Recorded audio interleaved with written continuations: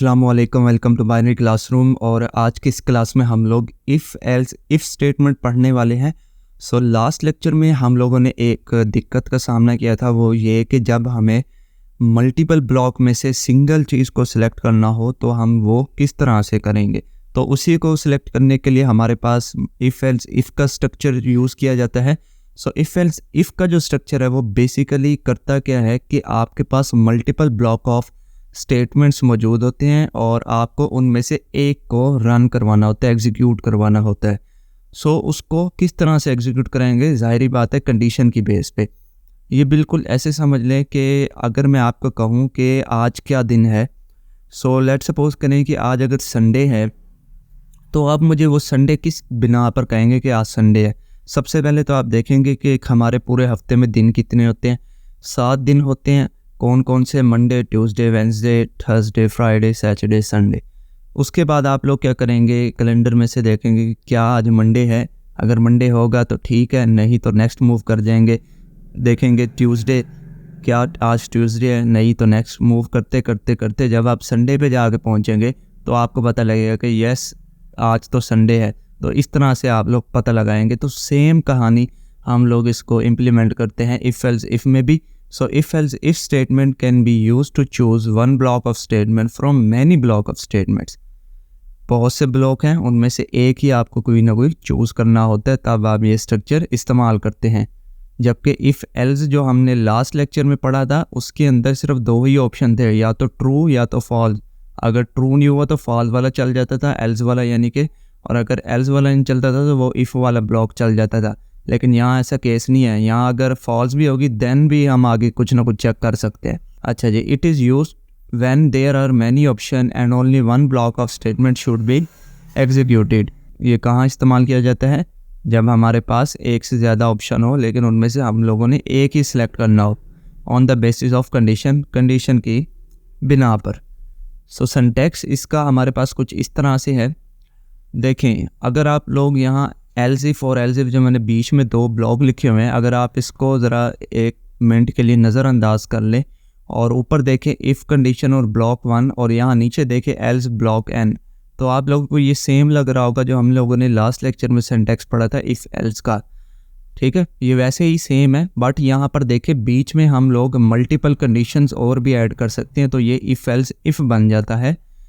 पहले नंबर पे तो हमारे पास जैसे इफ़ कंडीशन और ब्लॉक 1 और जो भी स्टेटमेंट है उस तरह लिखते हैं।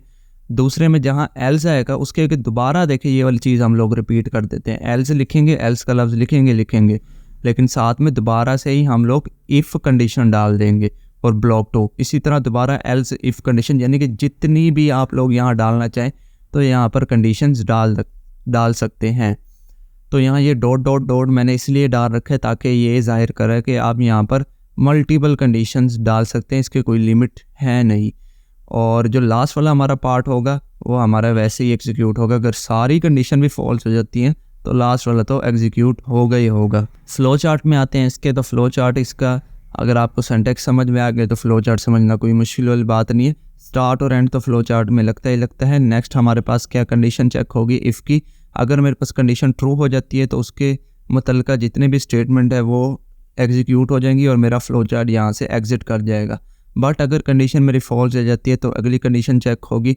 अगली कंडीशन अगर ट्रू होगी तो वो एग्जीक्यूट करा के एंड हो जाएगा, नहीं तो अगर फॉल्स हो जाती है तो नेक्स्ट कंडीशन पे मूव करेगा। इसी तरह ये मल्टीपल कंडीशंस और भी हो सकती हैं जितनी हम चाहें। तो मल्टीपल कंडीशन चेक करता जाएगा, अगर वो फॉल्स होती जाएंगी वो आगे बढ़ता जाएगा, अगर ट्रू होती जाएंगी तो उसके आगे जो भी ब्लॉक होगा वो बस एग्जीक्यूट हो गया, आगे सारा स्किप हो जाएगा। सही है। और अगर कोई भी कंडीशन इसमें ट्रू नहीं होती बिलफर्ज, तो हमारे पास जो लास्ट में एक ब्लॉक खड़ा होगा एल्स वाला वो तो एग्जीक्यूट होगा। सही है जी। अब हम लोग प्रोग्राम कर लेते हैं ताकि ज़रा समझ में आ जाए हो क्या रहा है। तो प्रोग्राम कुछ इसका ना इस तरह है कि हम लोगों ने ना ग्रेड्स मालूम करने हैं। मतलब कि अगर मेरी 80% है तो उसके ऊपर मैं चाहता हूँ कि ए ग्रेड मुझे प्रिंट हुआ नज़र आए। अगर 70 मार्क्स हैं तो मुझे बी ग्रेड प्रिंट हुआ नज़र आए। 60 हैं इसी तरह तो मुझे सी, और 50 हैं तो डी, और जो लास्ट में है अगर बिलो 50 हैं मतलब कि 50 से छोटे हैं तो मैं यहाँ लिख देता हूँ लेस देन। अगर लेस देन इस तरह आएगा। अगर लेस देन मेरे पास 50 है तो मुझे एफ ग्रेड प्रिंट हुआ नज़र आए। तो इस चीज़ को मुझे मिलाना है। तो देखें यहाँ पर मेरे पास मल्टीपल कंडीशंस हो रही हैं चेक। तो इस चीज़ को मुझे यहाँ पर इफ़ एल्स इफ़ से ही सॉल्व करना है। तो वो किस तरह करना है वही हम लोग देख लेते हैं। ओके, सो मैंने डेफ C++ को ओपन कर लिया। फाइल पे जाएंगे, न्यू के ऑप्शन पे और सोर्स फाइल पे क्लिक कर देंगे और जो है हम अपना जल्दी से जो भी हमारा बेसिक स्ट्रक्चर है उसको हम लोग लिख लेंगे। बेसिक स्ट्रक्चर लिखने के बाद हम लोग करेंगे क्या कि अपना जो एक्चुअल प्रोग्राम है उसको लिखना स्टार्ट करेंगे। प्रोग्राम हमारा क्या है कि हम लोगों ने ग्रेड्स को प्रिंट करना है यूजिंग इफ़ एल्स इफ़ को। तो सबसे पहले तो मैं यहाँ करूँगा क्या कि यूज़र से एक नंबर इनपुट ले लूँगा। तो सबसे पहले तो मैं एक वेरिएबल बनाऊँगा फ्लोट, परसेंटेज नाम के परसेंट नाम से लिख लेते हैं। इस वेरिएबल में होगा क्या कि मेरे जो परसेंटेज है वो यहाँ पर इनपुट जाएगा। अब क्योंकि परसेंटेज पॉइंट में भी हो सकती है ना, सो पॉइंट में भी हो सकती है, तो इसीलिए मैं इसको फ्लोट में ले रहा हूँ, राइट। अगर ये पॉइंट में नहीं लेनी है आप लोगों ने तो यहाँ पर आप लोग इंट लिख सकते हैं, बट परसेंटेज पॉइंट में होती है तो मैं यहाँ फ्लोट ले रहा हूँ। उसके बाद मैं यहाँ पर एक प्रिंटफ लगा देता हूँ और उस प्रिंटफ में लिखता हूँ एंटर योर परसेंटेज लिखने के बाद यहाँ पर हम लोग करते क्या हैं, एक स्कैनफ लगा देते हैं और उस स्कैनफ में हम लोग क्या करेंगे परसेंटेज एफ, क्योंकि फॉर्मेट स्पेसिफायर एफ होता है इसका, और उसको स्टोर करा देंगे परसेंट में। यहाँ तक करने से होगा क्या कि हम लोग इनपुट ले लेंगे परसेंटेज। नेक्स्ट उसके बाद क्या करना है, हम लोगों ने परसेंटेज को मैच कराना है अपने ग्रेड्स के साथ। सो अगर मेरी जो है परसेंट मेरी टेज जो है वो ग्रेटर देन अगर आ गई 80, अगर वो 80 या 80 से अबव आ जाती है, तो फर्ज करें यहाँ पर 80 या 80 से अबव भी आ जाती है, देन मैं क्या करूँगा कि मैं कहता हूँ कि प्रिंट करा दो आप प्रिंट एफ, और यहाँ एक मैसेज प्रिंट हुआ नज़र आए योर ग्रेड इज़, और यहाँ पर मैं क्या कहता हूँ ए प्रिंट हुआ आ जाए, है ना, सही है। तो ये आ गया इस तरह से। और अगर मैं चाहता हूँ कि नहीं यार 80 से मेरे बिलो है तो मैं लिखूँगा एल्स इफ़, और यहाँ पर मैं कंडीशन दे दूँगा परसेंट अगर मेरे ग्रेटर देन इक्वल टू 70 है, यानी कि 70 या 70 से अबव है, देन मेरे पास क्या होगा, देन मेरे पास होगा कि यार ये मैं यहीं से ही कॉपी कर लेता हूँ, कौन अब इतना लिखे, और ये मैं यहाँ पर पेस्ट कर देता हूँ। बस यहाँ पर मैं ग्रेड चेंज कर दूँगा बी, सही है। और नेक्स्ट हमारे पास क्या है, इसी को कॉपी करते हैं और अगली कंडीशन डालेंगे। अगली कंडीशन में क्या आ जाएगा, यहाँ पर अगर वो मेरे 60 या 60 से अबव है तो क्या था मेरा ग्रेड सी, और अगर मेरे पास वो 50 या 50 से अबव है तो क्या ग्रेड था मेरे पास डी, सही है। और नेक्स्ट फिर से मैं इसको पेस्ट कर रहा हूँ और यहाँ पर अगर लेस देन मेरे पास 60 था, लेस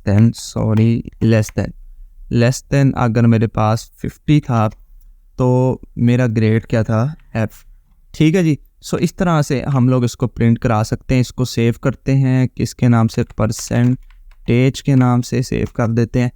और ठीक है, यहाँ पर ना अब इफ़ नहीं आएगी, ये वाली कंडीशन नहीं आएगी, क्योंकि अगर यहाँ पर देखें मैंने लिखा हुआ है ग्रेटर देन 50, तो ऑब्वियसली इसका मतलब होगा कि लेस देन 50, ठीक है। तो जैसे सिंटेक्स में भी हम लोगों ने देखा तो लास्ट वाला ब्लॉक था वो एल्स था। इसको सेव करता हूँ, रन करता हूँ। ओके, तो ये मेरा हो गया कंप्लीट। यहाँ हम लोगों ने एक छोटी सी ना मिस्टेक भी कर दी थी, वो ये कि यहाँ पर हम लोगों ने M% नहीं लगाया था। तो अगर मैं इसको रन करूँ तो यहाँ पर ये आ गया एंटर योर परसेंटेज, और मान लो कि मेरी परसेंटेज है 55। तो जैसे मैं इसको एंटर करूँगा तो देखो उसने मुझे कह दिया योर ग्रेड इज़ डी। तो इसको एक दफ़ा कट करके दोबारा से इसको रन करते हैं, और इस दफ़ा जो है वो मैं इनपुट दूंगा 50 से कम देते हैं ताकि मुझे एफ़ ग्रेड आ जाए। तो मैं देता हूँ 14 देता हूँ। देखो इसने मुझे कह दिया योर ग्रेड इज़ एफ़। इसका मतलब 50 से जब मैं छोटी रकम दे रहा हूँ तो मुझे एफ़ ग्रेड मिल रहा है। और अब इस दफ़ा मैं देता हूँ 80 से प्लस देता हूँ, 90 देता हूँ, तो देखे वो कह रहा है योर ग्रेड इज़ ए। तो इस तरह से मल्टीपल इफ़ एल्स हम लोग कंट्रोल कर सकते हैं। सो आई होप आपको ये प्रोग्राम पसंद आ गया होगा। मैं इसको छोटा कर लेता हूँ, अगर किसी ने स्क्रीनशॉट लेना है तो वो भी यहाँ से ले सकता है। तो आई होप आपको ये वीडियो पसंद आएगी। अगर पसंद आई तो इस वीडियो को लाइक कर दें। अगर चैनल को बगैर सब्सक्राइब किए देख रहे हैं तो चैनल को भी ज़रूर से सब्सक्राइब कर दें, क्योंकि सब्सक्राइबर हमारे बहुत ही कम है। तो जल्दी से सब्सक्राइब करें। तो मिलते हैं किसी नेक्स्ट वीडियो में, तब तक के लिए।